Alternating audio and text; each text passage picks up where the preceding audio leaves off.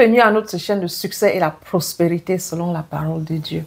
Sur cette chaîne, tu apprendras comment t'approprier de toutes les promesses que Jésus est venu à payer pour son sang, avec son sang pour nous donner. Dans Jean 10, il nous dit: je suis venu, le voleur vient uniquement pour voler, égorger et détruire. Mais moi, je suis venu afin que les humains aient la vie et qu'elle est dans l'abondance.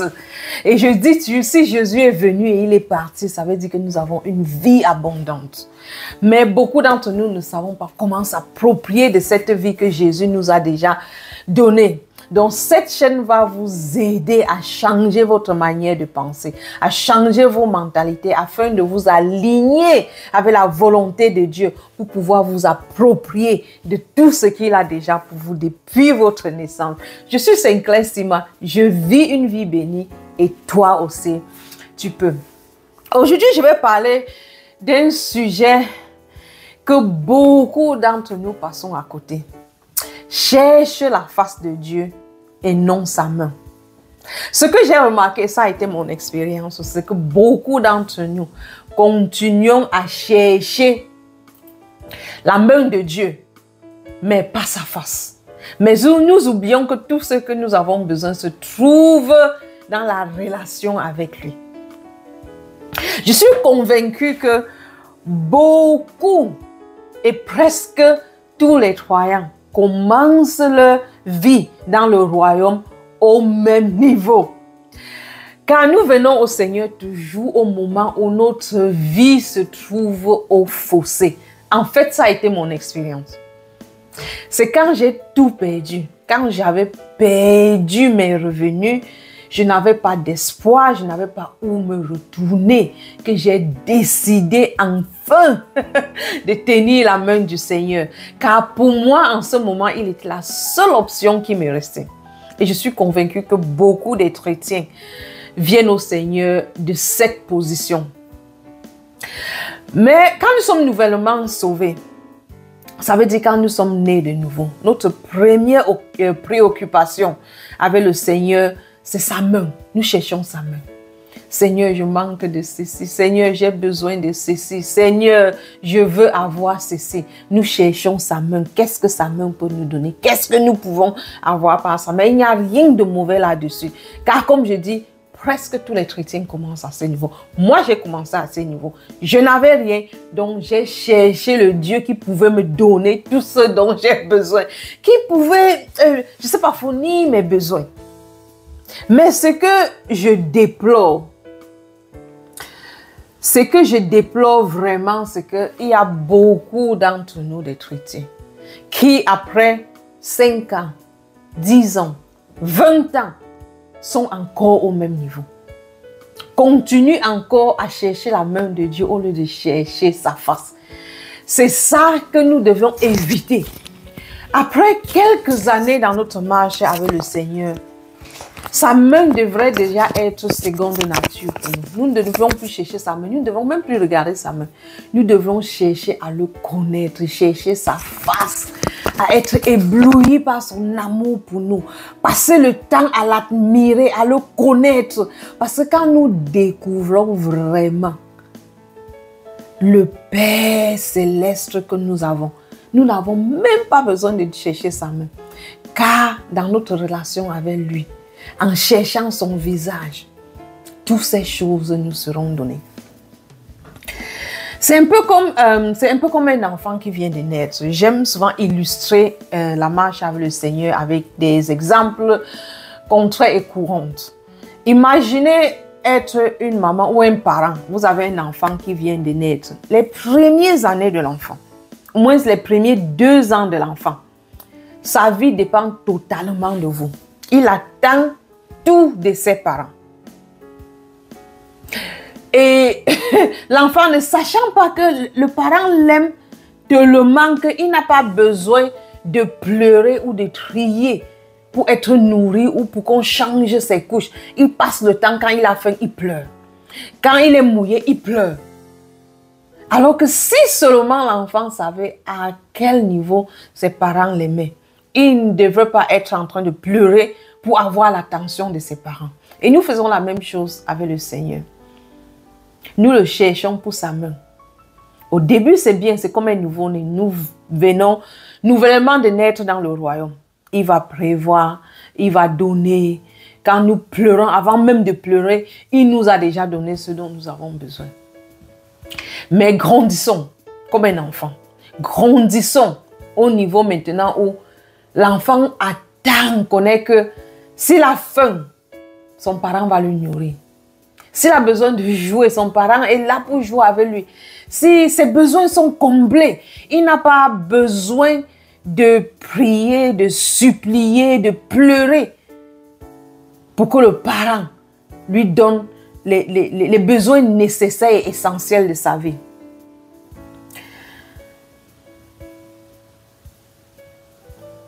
Nous devons, avec la même illustration, nous devons comprendre que Dieu trouve plaisir à pourvoir à nos besoins.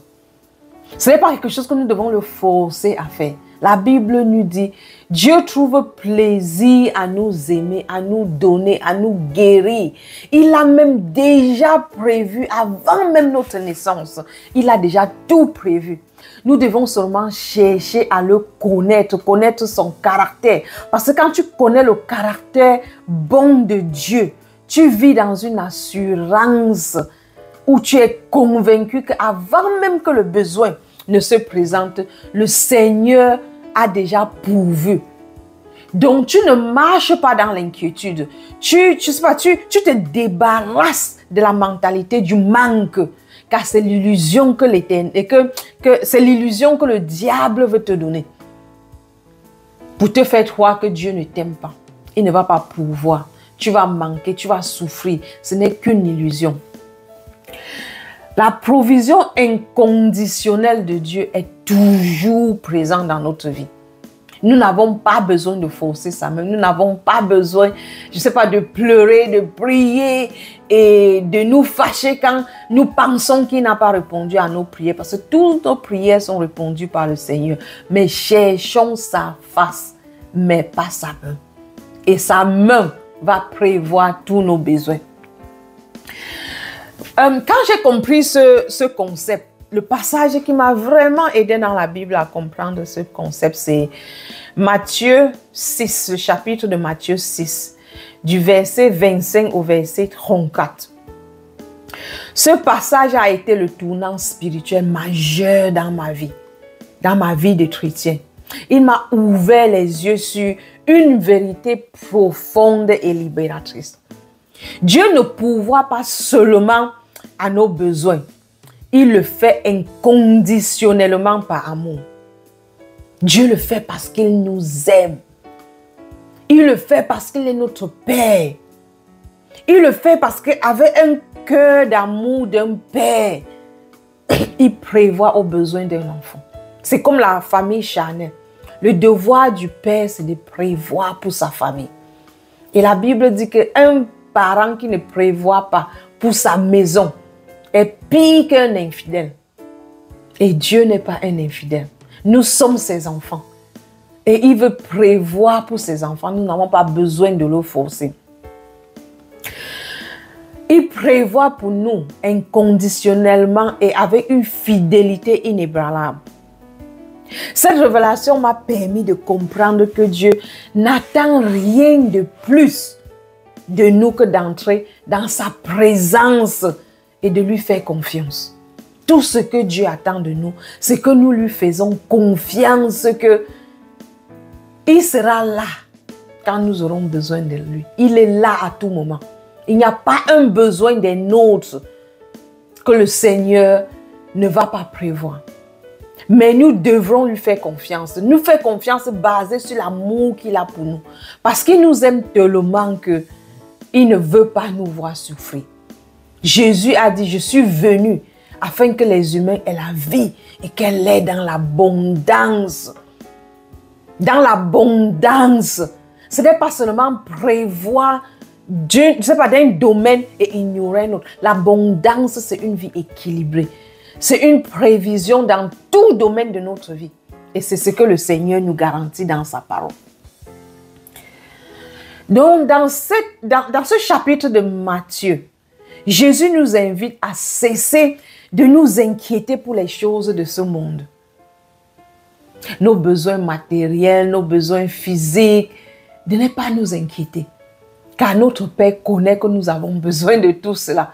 Et il va prévoir même sans que nous le supplions. Ce n'est pas une simple exhortation d'être optimiste. C'est pas ce que Jésus nous demande dans ce passage, d'être seulement optimiste. Mais c'est un appel profond de changer notre priorité et à faire confiance à l'abondance du Père. Car il est tellement bon et il a tellement en abondance que toute cette abondance nous appartient. Au lieu de chercher la main de Dieu, je vous encourage de chercher son visage. C'est-à-dire, chercher sa main, c'est chercher ce qu'il veut faire pour nous. Jésus nous appelle de chercher d'abord le royaume de Dieu. Chercher son visage, c'est chercher le royaume de Dieu. C'est-à-dire sa face, sa volonté, sa présence.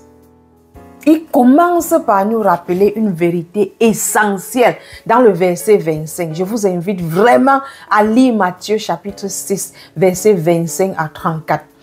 Dans le verset 25, il nous rappelle une vérité importante que ce n'est que quand je lisais pour cet enseignement que j'ai compris cette révélation. Je n'ai jamais compris ça. Le verset 25, voici ce que ça nous dit. C'est pourquoi je vous dis, ne vous faites pas de soucis pour votre vie. Ne vous demandez pas qu'est-ce qu'on va manger ou qu'est-ce qu'on va boire ou avec quoi est-ce qu'on va s'habiller. La vie est plus importante que la nourriture et le corps est plus important que les vêtements. J'ai lu ce passage plusieurs fois, mais je n'ai pas compris la révélation qui se cachait là-dedans. Arrêtons de demander qu'est-ce qu'on va manger, qu'est-ce qu'on va se vêtir, où est-ce qu'on va dormir. Ça, c'est des priorités secondaires. Ce passage nous appelle à réfléchir sur le fait que est-ce que la vie n'est pas plus importante? La vie, c'est quoi? La vie, c'est notre oxygène, c'est notre respiration. Jésus nous amène à méditer sur le fait que la vie, qui est l'oxygène, qui est la respiration, est plus importante que toutes ces choses secondaires que nous nous soucions. Et que si le Seigneur nous a donné l'oxygène, la respiration, chaque jour, gratuitement, nous le recevons sans effort. Qu'est-ce que la nourriture, les vêtements et le bâtiment en comparaison avec notre vie qui est notre oxygène? Si Dieu nous donne cela gratuitement et librement, est-ce qu'il ne pourvoira pas à ces choses secondaires? Je vous assure que quand j'ai lu et j'ai fait les recherches, j'ai compris cette révélation, j'ai dit waouh! Est-ce que la vie est plus importante que la nourriture? Pardon, la vie est plus importante que la nourriture et le corps est plus important que les vêtements.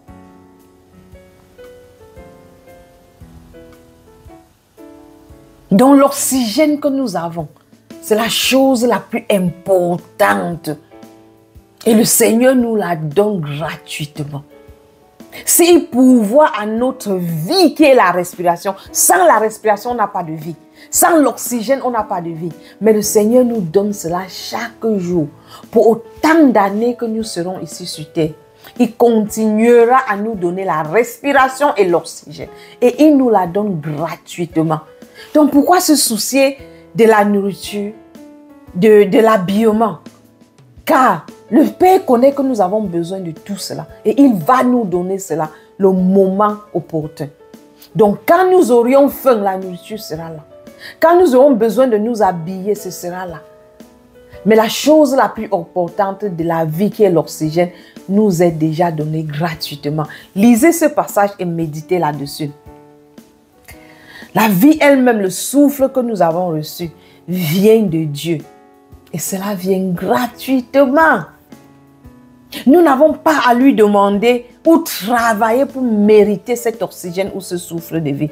Nous ne faisons rien pour le mériter, mais il est là. Nous recevons cela par la grâce de Dieu. Si le Créateur nous a donné ce don précieux qui est notre oxygène, comment pourrait-il négliger ce qui est secondaire, comme la nourriture, les vêtements ou le lendemain? Comment va-t-il oublier ces choses quand il nous a déjà donné le don le plus précieux qui est notre respiration? Donc oui, soyons honnêtes, tout ce dont nous passons le temps à nous soucier à propos est secondaire. Ce n'est pas prioritaire. Car sans notre souffle de vie, nous ne pourrons même pas nous soucier de ces choses secondaires. Donc remercions le Seigneur déjà pour ce souffle qu'il nous donne. Et faisons-lui confiance que s'il nous donne notre souffle de vie, tout le reste, il prendra soin de ça aussi. Dans le verset 26, Jésus nous dit, « Regardez les oiseaux, ils ne sèment pas, ils ne récoltent pas, ils ne mettent pas de grains dans des greniers. Pourtant, votre Père qui est au ciel les nourrit. Vous valez bien plus que les oiseaux. » Observez la nature. La nature n'a pas besoin de pleurer, de demander, de prier pour recevoir les dons du Seigneur. Les oiseaux n'ont pas besoin, je ne sais pas, de se lamenter ou de prier pour que Dieu les nourrit. Jésus fait une comparaison simple mais pertinente entre l'être humain et l'oiseau. Quand nous observons les oiseaux, ils sont si libres. Ils ne se soucient de rien. Quand ils ont faim, partout où ils se trouvent, ils trouvent de la nourriture à manger. Ils peuvent dormir n'importe où, ils trouveront un endroit pour dormir. Donc Jésus veut nous faire comprendre que si les oiseaux qui ont moins de valeur aux yeux du Seigneur que nous, le Seigneur peut prendre soin d'eux. Combien de fois nous, qui sommes sa créature maîtresse, qui sont ses chefs d'œuvre, pensons-nous qu'il va prendre soin des oiseaux et nous négliger nos besoins? Mais non. Si Dieu prend soin des oiseaux qui n'ont pas d'importance, qui n'ont pas une si grande importance devant lui, pourquoi ne prendra-t-il pas soin de nous? Cela doit nous rassurer du cœur, de l'amour du Seigneur envers nous. Vraiment, je vous invite à méditer sur Matthieu 6, du verset 25 au verset 34. Ça va vraiment vous aider à changer votre manière de penser et ça va vous libérer de la peur du manque. Car vous allez comprendre que c'est un plaisir du Seigneur de prendre soin de nous et de nos besoins. Dans ce passage, Jésus prend l'exemple de l'oiseau du ciel. Cela nous rappelle que notre valeur n'est pas définie par nos performances ou par ce que nous accomplissons. Notre valeur est simplement définie par le fait que le Seigneur nous aime et il prend plaisir à prendre soin de nous. Nous sommes ses enfants bien-aimés. Et en tant que ses enfants, nous vivons dans l'abondance, dans son abondance. Le verset 32 maintenant nous dit, « Tous les gens qui ne connaissent pas Dieu cherchent tout cela, mais votre Père qui est au ciel sait que vous avez besoin de toutes ces choses que vous les demandez. » C'est vraiment pertinent. Ceux qui sont dans le monde, ceux qui ne sont pas nés de nouveau, ceux qui ne sont pas les enfants spirituels de Dieu, ils passent leur temps à chercher les biens matériels, à travailler dur, à se soucier. Pourquoi nous devons avoir les mêmes comportements que les gens du monde? Nous devons nous différencier des gens qui ne sont pas sauvés par notre manière, par notre confiance au Seigneur. Ce n'est pas qu'il ne veut pas que nous ayons les meilleures choses. Le Seigneur veut que nous ayons les plus meilleures choses qu'il a créées. Car toute la création appartient à Dieu. Et nous sommes ses enfants. Vous savez, nous sommes des héritiers de tout ce qu'il possède. Mais nous ne devons pas avoir les mêmes soucis que les gens du monde. Nous devons vivre dans la confiance que nous sommes ses enfants. Et tout ce qui est à lui nous appartient. Nous devons avoir cette différence. Jésus fait une déclaration profonde. Ceux qui ne connaissent pas Dieu se soucient et cherchent ces choses comme la nourriture, les vêtements, le logement. Ils perdent du sommeil chaque jour. À se poser la question, comment est-ce ils vont joindre les deux bouts? Comment est-ce qu'ils vont manger? Ça ne devrait pas être nos soucis. Notre souci devrait être chercher la face de Dieu. Car dans sa parole, il promet que toutes ces choses seront comme un bonus pour nous, ses enfants. Car c'est un plaisir pour lui de prendre soin de nous.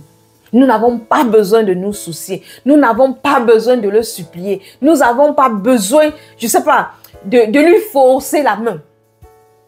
Il connaît nos besoins et il est prêt à fournir à tous nos besoins. En fait, nos besoins ont déjà été fournis. Du moment où nous sommes nés de nouveau, nous entrons dans l'abondance de Dieu, dans la création, comme il a fait dans le livre de Genèse. Cherchons sa face et non sa main. Et sa main, en retour, sera abondante dans notre vie. Le verset 33 dit, cherchez d'abord, ça c'est la clé. Ça c'est la clé de la vie abondante. Cherchez d'abord le royaume de Dieu et ce que Dieu demande, sa justice, son caractère, son image. Et il donnera tout le reste en plus. Vous voyez que toutes ces choses que nous nous soucions, la nourriture, le vêtement, les belles voitures, les belles maisons, nous avons déjà ça par gloire de naître dans le royaume de Dieu. Mais nous devons chercher son visage. Car quand nous cherchons la face de Dieu, toutes ces choses, nous allons nous rendre compte que c'est déjà à notre disposition. Donc sa main est déjà agissante dans notre vie. Au lieu de se focaliser sur sa main, plus nous nous focalisons sur sa main, plus nous ne voyons pas sa main. Mais si nous nous focalisons sur sa face, qui est son royaume, qui est sa justice, qui est sa manière d'être, qui est à être comme lui, en caractère, en image, en manière de penser, de faire, je vous assure que vous allez vous rendre compte que sa main est déjà abondante dans votre vie. Vous allez commencer à voir la manifestation de son abondance partout dans votre vie, dans tout domaine dans votre vie. Donc le verset 33 nous donne vraiment la clé. Et ce verset a vraiment agi puissamment dans ma vie. Car quand j'ai commencé mon ministère, c'est un verset que le Seigneur a ouvert mes yeux là-dessus. Cherche d'abord le royaume de Dieu. Focalise-toi à connaître le royaume de Dieu. Car quand tu cherches à connaître le royaume de Dieu, tu comprendras que, étant dans le royaume de Dieu, notre manière de penser, notre manière de faire, notre manière de parler, notre langage, tout change. Et quand nous adoptons les règles, les régulations et la manière de se comporter dans le royaume de Dieu, nous devenons à son image. Et plus nous nous alignons avec l'image de Dieu, nous devenons aussi en accord avec sa volonté pour notre vie. Et quand nous marchons en accord avec sa volonté, je vous assure que tout un autre univers s'ouvre devant vous. Un univers que nous ne savions même pas que ça existait. L'abondance que Jésus nous déclare dans Jean 10:10 commence à se manifester dans ta vie. Ce n'est pas que c'est nouveau, ça a toujours été là. Mais par manque de connaissances, nous ne savions pas comment nous approprier de tout ce qui est déjà pour nous. Cherchons d'abord le royaume de Dieu. Devenons à l'image de Dieu, comme il nous a créés au commencement. Cherchons à connaître son caractère et devenons comme lui. Et vous allez vous rendre compte que sa main va agir puissamment dans tout domaine de votre vie. Ça a été le secret de ma transformation et de ma vie abondante. Cherche la face de Dieu plutôt que sa main. C'est rechercher sa volonté avant même de désirer ses bénédictions. Ne cherchons pas d'abord les bénédictions de Dieu. Cherchons d'abord sa face. Mais je comprends que quand nous sommes nouvellement sauvés, nous cherchons des bénédictions. Et à ce moment, le Seigneur adore nous bénir. Mais si après 5 ans, 10 ans, nous continuons à chercher sa main au lieu de chercher sa face, c'est là où moi je trouve qu'il y a un problème. Nous ne grandissons pas. Nous sommes appelés à grandir dans le royaume et à aider ceux qui sont aussi nés de nouveau, nouvellement nés de nouveau. Les aider, les coacher, les apprendre à être disciplinés et à grandir dans le royaume. Mais si nous-mêmes, nous ne grandissons pas, nous sommes au même niveau, nous n'allons pas être capables d'aider les autres. Donc, cherchons à connaître Dieu, son royaume, sa justice. Et sa main ne sera pas un problème pour nous. Trop souvent, nous cherchons Dieu uniquement pour ce qu'il peut faire pour nous. Répondre à nos prières, ouvrir des portes, combler nos besoins. Nous courons après les bénédictions. Mais nous oublions que Dieu lui-même est la source de toute cette bénédiction. Nous courons après les ressources qui sont les bénédictions. Nous oublions la source qui est Dieu. C'est lui. C'est de là que coulent toutes les bénédictions. Mais si nous cherchons le Seigneur, les bénédictions dans notre vie ne vont jamais cesser. Ça va continuer à couler, à couler au fur et à mesure que nous le connaîtrons un peu plus. Notre vie va continuer à grandir de gloire en gloire. Comme Proverbe 4, 18 nous dit. Nous allons grandir de gloire en gloire. Et notre vie continuera à être exponentiellement transformée. Nous allons comprendre son cœur, sa volonté pour nous et nous allons aligner notre vie avec sa volonté. Et nous allons devenir partenaires avec lui. Imaginez avoir Dieu comme partenaire dans votre vie, partenaire dans votre business, partenaire dans votre mariage, partenaire dans votre parenté. Imaginez avoir Dieu comme votre partenaire. Pour avoir Dieu comme votre partenaire, vous devrez le connaître. Vous devrez chercher sa face au lieu de chercher sa main. Concentrez-vous à chercher la face de Dieu. Et vous n'allez pas le connaître si vous ne lisez pas sa parole. Je le dis toujours. Lire sa parole va vous amener à connaître la face de Dieu, à le connaître intimement, à le connaître. Et c'est comme ça que vous allez voir des miracles s'opérer dans votre vie chaque jour. Cette compréhension de chercher le visage de Dieu est vraiment ce qui m'avait libéré de l'idée que je devais mériter la provision de Dieu. Car je faisais tout pour mériter sa provision. Je priais, je gênais, je suppliais pour qu'il me voie et qu'il me donne ce dont j'ai besoin. Mais quand j'ai compris ce passage de Matthieu 6, 33, je n'ai pas besoin de courir après ces choses. Car les gens du monde, les gens qui ne connaissent pas Dieu, courent pour les mêmes choses. Il doit avoir la différence entre moi qui connais Dieu, moi qui appartiens au royaume de Dieu et ceux qui sont encore dans le monde. Je dois chercher son visage. Et en cherchant son visage, l'abondance, la pluie d'abondance dans ma vie ne cesse jamais. Chercher son visage, c'est chercher son royaume. C'est-à-dire avoir une relation avec lui. Et c'est ça qui va nous ouvrir la porte à une vie pleine, à une vie d'abondance. Donc, cherchons Dieu pour qui il est et non simplement pour ce qu'il peut nous donner. Cherchons-le pour qui il est. Cherchons à le comprendre. Ne le cherchons pas seulement pour ce qu'il peut nous donner. Quand je suis venue dans le royaume, je suis venue pour ce que Dieu pouvait me donner. Je dois être honnête. Je ne suis pas venue pour qui Dieu est. J'ai commencé ma marche dans le royaume par je cherche Dieu parce que je suis dans le besoin. Mais après 3 ans, 4 ans, j'ai compris la bonté et la grâce de Dieu. J'ai décidé de commencer à chercher Dieu pour qui il est. Parce que j'ai compris que tout ce dont j'ai besoin se trouve dans ma relation avec lui. Il est ma source. Je dois connaître ma source. Pas me focaliser sur les ressources. Car les ressources peuvent disparaître. Les ressources peuvent tarir. Mais ma source est fidèle et est constante et sera là pour l'éternité. Donc concentrez-vous à chercher Dieu, à connaître Dieu comme votre source. Et ne le regardez pas comme vos ressources. Jésus nous enseigne aussi une sagesse pratique dans le verset 34. Ne vous faites pas de soucis pour demain.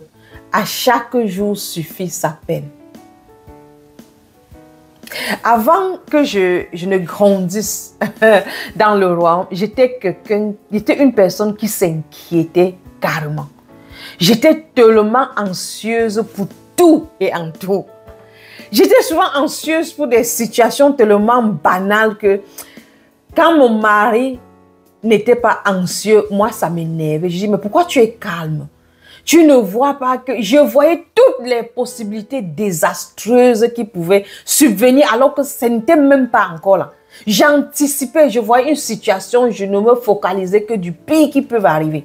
Et quand j'expliquais à mon mari, il avait un calme que je ne pouvais pas expliquer. Et là, alors, ça m'énervait parce que lui ne se souciait pas. Je pensais que c'est parce que, je sais pas, ce n'était pas important en lui comme en moi. Alors que par contre, il a juste de caractère calme. Quand j'ai lu ce passage, ne vous faites pas de soucis pour demain, car chaque jour suffit sa peine. Jésus nous amène par ce passage, cette parole, nous apprend à vivre dans le présent. Laisse les problèmes de demain à demain. Chaque jour suffit sa peine. Vivons dans le présent. Arrêtons de nous soucier au point de manquer du sommeil. Soyons conscients de qu'est-ce que demain va nous apporter, mais ne nous soucions pas de demain. Attendons demain avec anticipation quand nous sommes les enfants de Dieu. Arrêtons de nous inquiéter tellement d'un problème qui n'est pas encore arrivé, au point de manquer du sommeil, au point de porter les maux de tête. Donc c'est ça que Jésus nous amène à comprendre que vis pour aujourd'hui, fais confiance au Seigneur pour demain. Chaque jour suffit sa peine, car le Seigneur va prévoir. Soucie-toi pour aujourd'hui. Donne la gratitude au Seigneur pour aujourd'hui. Sois reconnaissant pour ce qu'il t'a donné aujourd'hui. Et fais-lui confiance pour demain. Car comme il a pris soin d'aujourd'hui, il prendra soin de demain. Ça a été une révélation cruciale dans ma vie. Et ça m'a apporté une paix que je ne peux pas expliquer. Quand je me trouve face à une situation, je dis, Seigneur, je ne sais pas comment ça va se passer. Je ne sais pas comment ça va se réaliser, mais tu sais quoi? Je sais en qui j'ai mis ma confiance. Je fais confiance à toi, Seigneur, que tu trouveras une solution, tu me révéleras une solution, tu me diras comment approcher cette situation. Et je vous assure qu'à chaque fois, le Seigneur est fidèle dans ma vie parce que j'ai appris à lui faire confiance.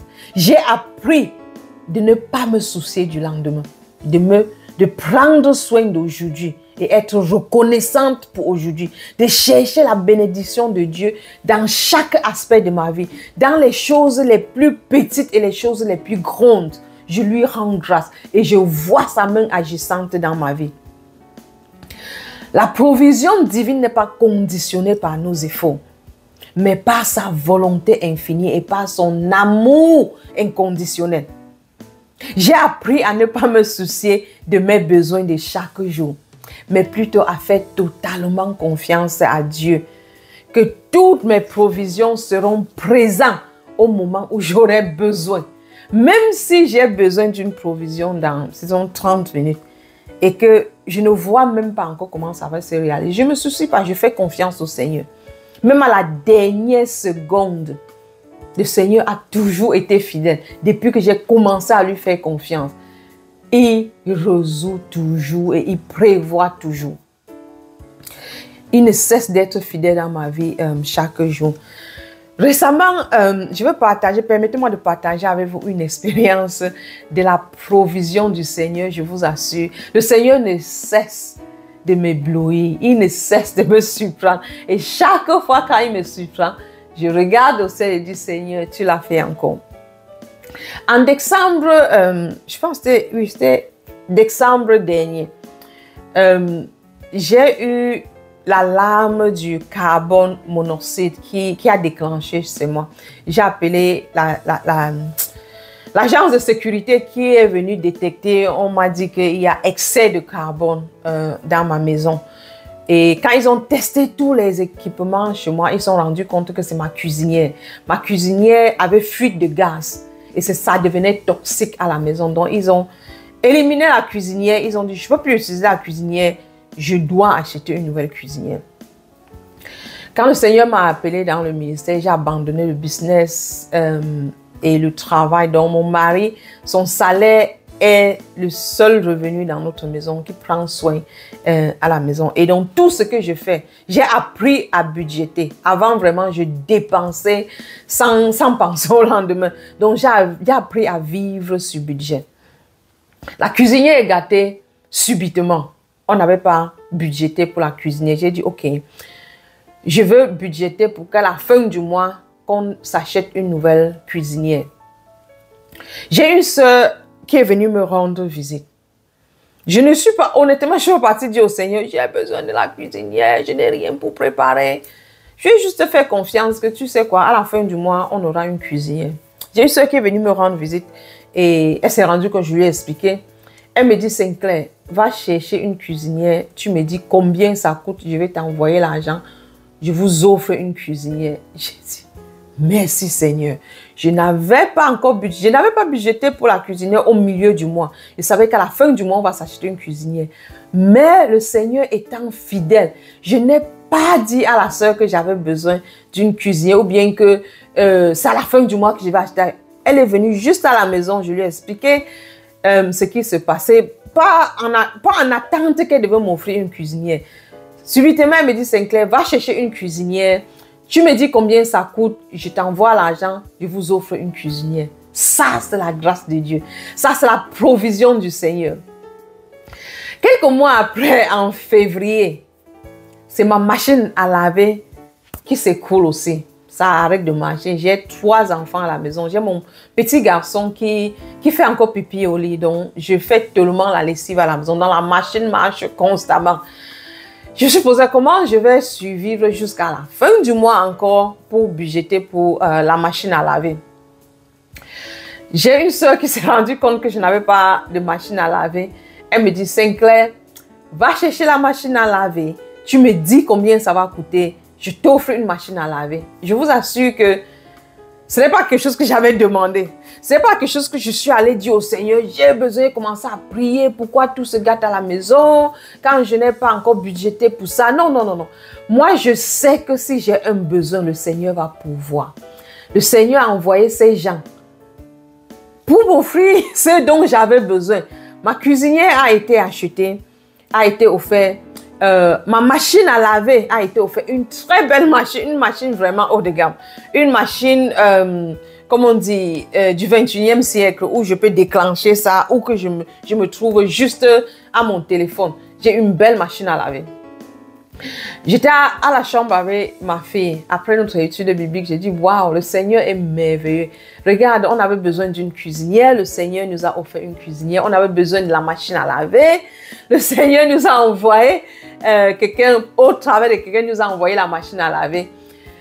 Mon aspirateur était aussi gâté. J'avais besoin de dernière marque de l'aspirateur Dyson. J'ai regardé en ligne, ça coûtait 400 livres pour acheter l'aspirateur que moi j'avais besoin. J'avais besoin de l'aspirateur. Mais entre-temps, je me suis dit, bon, je veux mettre l'argent de côté pour pouvoir acheter cet aspirateur. Je ne veux pas acheter seulement n'importe quel aspirateur. Je vais acheter l'aspirateur de 400 livres. Ma voisine a l'aspirateur dont j'avais besoin. C'est comme ça que j'ai même su que cet aspirateur est très bien. Parce qu'elle commençait à prendre l'aspirateur de ma voisine. J'utilisais, je disais, mais l'aspirateur, c'est tellement bien. Ça nettoie bien la maison. Voici le prochain aspirateur que je vais acheter. Mais je vis sur budget à ce moment. J'ai décidé de budgéter pour cet aspirateur de 400 livres. La veille, je suis en train de dire à ma fille que le Seigneur est tellement bon. Il nous a donné la cuisinière, il nous a donné la machine à laver. Maintenant, je fais confiance au Seigneur pour nous offrir l'aspirateur. Je dis ça la veille. Le lendemain, je suis assise au salon, j'étais au téléphone, j'étais en train de travailler. Ma voisine, que je demande son aspirateur récemment, ces derniers temps pour utiliser, m'envoie un message. C'est mon aspirateur que tu utilises là. Ça t'intéresse? Si ça t'intéresse, tu viens chercher, nous t'offrons ça comme cadeau. Je suis restée, je regarde le message. Je dis quoi? Aussitôt, je n'ai même pas pu répondre. J'ai dit, ah bon? J'ai ouvert la porte, j'ai couru, je suis allée chez elle. Il dit, tu es sérieuse? Elle me dit, oui, si tu as besoin de l'aspirateur, tu prends, nous allons acheter un nouveau aspirateur. Je lui dis, je t'assure que la veille, la nuit, ça ne fait même pas une journée. Je parlais avec ma fille dans ma chambre. Je lui disais, Éloise, le Seigneur est tellement merveilleux. On avait besoin de la cuisinière, il nous a donné. On avait besoin de la machine à laver, il nous a offert la machine à laver. Maintenant, il fait confiance au Seigneur il va aussi nous bénir avec l'aspirateur. Et subitement, tu m'envoies le message de venir chercher l'aspirateur. J'avais déjà fait les recherches sur l'aspirateur en ligne. Je savais combien ça coûte. J'avais déjà mis en tête combien je vais mettre de côté pour pouvoir acheter cet aspirateur. Le lendemain, par miracle, le Seigneur envoie ma voisine m'offrir exactement l'aspirateur que je voulais acheter. Je vous assure que je n'ai pas prié pour toute cette chose. Je ne suis pas allée au Seigneur et dit, Seigneur, voici ma liste, j'ai besoin de ceci. Je n'ai pas prié. J'ai juste constaté que voici ce que j'ai besoin et je fais confiance que le Seigneur va fournir. Et un après l'autre, le Seigneur a fourni à tous mes besoins. Si j'avais à acheter sous cette truc-là, ça m'aurait coûté assez d'argent. Tout ce dont le Seigneur m'a offert. Mais sans prier, sans le supplier, sans gêner, sans lui forcer la main, le Seigneur a subvenu à tous mes besoins essentiels dont j'avais besoin. Pourquoi? Parce que cette année, je suis déterminée de chercher le visage de Dieu en profondeur.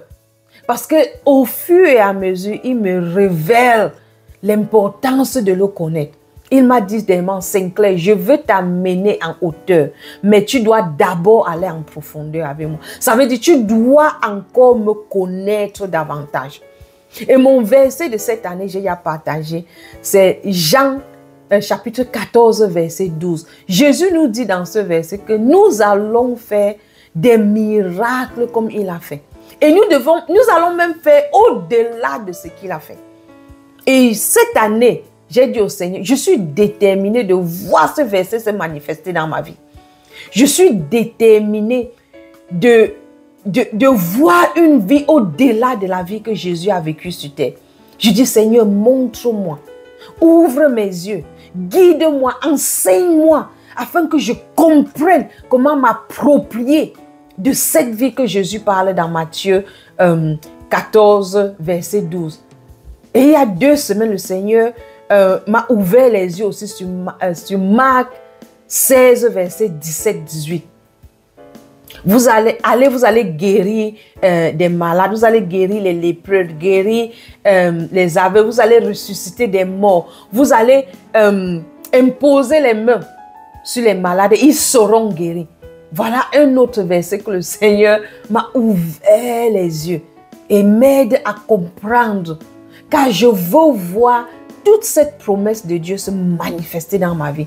Pour moi, la parole de Dieu n'est pas... C'est pas quelque chose de lointain. Ce n'est pas quelque chose qui n'est pas vivant. La parole de Dieu pour moi est vivante. Et je la prends vraiment comme parole de l'évangile. Ce qui est dit dans cette parole est vrai aujourd'hui. Comme c'était vrai, je ne sais pas, des milliers d'années que ça a été écrit. Comme ça a été vrai dans la vie de Moïse, dans la vie de Joseph, dans la vie de David. Pareil. Cela a le potentiel d'être vrai et puissant dans notre vie si nous l'approprions. Et je suis déterminée à m'approprier de toutes les promesses du Seigneur et voir cela être vrai dans ma vie. Et pour cela, je dois chercher son visage. Je dois chercher sa face. Et je vous invite à faire pareil. Je vous assure que même mes pensées ces derniers temps deviennent choses. Il suffit seulement que je pense de quelque chose. Je dis à mon mari demain, je suis prudente même de ne plus me fâcher de quelqu'un. Car tout ce que je pense, je vous assure, ça devient chose. Quand je pense, ça se matérialise. Mes pensées se matérialisent déjà. C'est au niveau où je connais, je sais pas, c'est au niveau où je connais le Seigneur. Et c'est sa volonté pour nous, c'est sa volonté pour tout un chacun de nous. Quand nous lisons le ministère de Jésus, nous sommes éblouis parce que Jésus a fait, par ses miracles. Mais dans la même parole de Dieu, ça dit que le même Esprit Saint qui a ressuscité Jésus des morts vit en nous. Comme Jésus est au ciel, nous sommes ici sur terre. Nous avons la même pensée du Christ. Toutes ces paroles sont dans la parole de Dieu et sont des promesses pour nous. Lisez votre Bible. Appropriez-vous de la promesse de Dieu. Et soyez déterminés à voir cela se manifester dans votre vie. C'est ce que je fais. Je cherche le visage de Dieu. Et je vous assure que ma vie, c'est un miracle ambulant. Chaque jour de ma vie, quand je me réveille et dis, Seigneur, bonjour. Qu'est-ce que tu entreprends pour nous aujourd'hui? Je suis en partenariat avec le Seigneur pour voir sa volonté se manifester ici sur terre comme au ciel. C'est ça sa volonté. Et je veux être un partenaire fidèle pour qu'il travaille en moi et au travers de moi. Et je vous invite à avoir cela comme objectif, à être déterminé à voir le royaume de Dieu se manifester ici sur terre. Et vous allez être surpris de comment votre vie sera tellement bénie. Tellement béni parce que vous cherchez son visage. Chercher son visage, ça ne veut pas dire que vous le forcez à agir dans votre vie. Ça vous amène à le connaître au niveau où vous comprenez que il vous aime tellement. Il vous aime tellement qu'il ne retiendra aucune bénédiction de vous. Il faut seulement comprendre comment vous approprier de ça. Parce que toutes ces bénédictions sont déjà à notre portée. Mais nous manquons la connaissance de comment nous approprier de cette bénédiction. C'est ça, chercher son visage. C'est pour qu'il nous dirige, il nous guide, il nous illumine. Pour que nous sachions comment nous approprier de tout ce qui est déjà à notre portée. C'est tout ce que je fais. Plus je le cherche, plus je comprends. Plus je le connais. Plus je deviens à son image. Et plus il m'ouvre les yeux à voir comment m'approprier. N'oublions pas qu'avant que nous n'entrons dans le royaume de Dieu, nous avons vécu tellement d'années dans le royaume des ténèbres qui nous aveugle, qui trouve plaisir à nous garder dans l'ignorance. Donc quand nous arrivons dans le royaume de Dieu maintenant, il faut nous déprogrammer. Et cette déprogrammation n'est pas automatique. C'est intentionnel. Nous devons prendre des étapes pour déprogrammer notre système de l'intérieur. Pour commencer maintenant à penser comme le Seigneur, à voir comme il voit, à voir au travers de ses lentilles. Et c'est comme ça que nous allons voir que nous sommes entourés de l'abondance, de son abondance. Nous sommes entourés de ses bénédictions. Mais il est notre source. Allons toujours à la source. Et la source va nous diriger vers les ressources qui sont abondantes. Ah oui.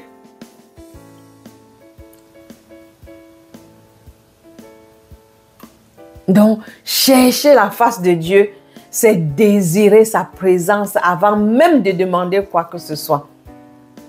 Quand nous plaçons Dieu en premier, quand nous cherchons d'abord sa volonté, sa direction, tout le reste suit naturellement. Sans effort, tout le reste suit. Je peux parler avec certitude, avec passion, parce que ça, c'est l'expérience de ma vie. C'est ce que je vis dans ma vie chaque jour. Parce que je cherche sa face, sa volonté, sa direction. Je vous assure que naturellement, toutes les provisions sont là quand j'ai besoin. Ce n'est pas une question d'obligation ou de performance, mais d'une relation d'amour et de confiance où Dieu nous pourvoit parce qu'il est notre Père et parce qu'il nous aime. Pas parce que nous le méritons, mais simplement parce que c'est un Père soucieux et c'est un Père aimant. Il va prévoir pour nous. Et le miracle vraiment, la révélation dans ça, c'est que Dieu prend plaisir à prévoir pour nous.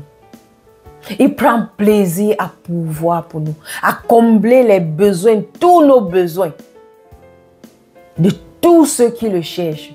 Dieu prend plaisir à combler les besoins de ses enfants dans son royaume, car nous sommes ses bien-aimés. Il prend plaisir. Nous n'avons pas besoin de le forcer. C'est quelque chose qui prend plaisir à le faire. Il ne le fait pas parce que nous avons exigé sa main ou parce que nous avons forcé sa main, mais parce que nous avons cherché d'abord son visage, qui est cherché d'abord son royaume. Et par sa grâce et sa miséricorde, il prévoit pour nos besoins. Donc, je vais finir cet enseignement aujourd'hui en disant le passage de Matthieu, le livre de Matthieu 6 nous appelle à vivre une vie de confiance totale en Dieu. Une vie de confiance inébranlable en qui Dieu est. Une vie qui ne repose pas sur ce qu'il peut nous donner, mais sur qui il est. À le connaître, notre vie doit se reposer sur qui Dieu est et qui nous avons en lui. Pas sur ce qu'il peut nous donner, mais sur qui il est. Quand tu cherches sa face, tu découvres sa paix, sa direction et naturellement sa main. Donc quand tu cherches la face de Dieu, sa main est là. Tu vas découvrir sa main dans ta vie sans effort. Mais si tu cherches uniquement sa main, tu risques de passer à côté de son cœur. Rappelez-vous cela. Si tu cherches uniquement la main de Dieu, je vous assure que vous allez passer à côté de l'abondance qui est déjà pour vous. Mais si tu cherches son visage, toutes ces choses dont tu te soucies sont là naturellement. Car ça c'est le plan de Dieu dès le commencement. Merci une fois de plus d'avoir suivi notre chaîne Le Succès et la Prospérité. Si vous n'êtes pas encore abonné à cette chaîne, je vous invite à cliquer sur le bouton d'abonnement pour être les premiers à recevoir nos enseignements chaque semaine. Si vous aimez cette chaîne et si vous avez aimé cet enseignement, s'il vous plaît, aidez-nous à partager cela avec tous ceux qui sont autour de vous. Genèse nous dit que nous sommes bénis pour être une bénédiction. Et si cette chaîne vous a béni ou vous bénissez, cet enseignement vous a béni, bénissez quelqu'un d'autre avec cela.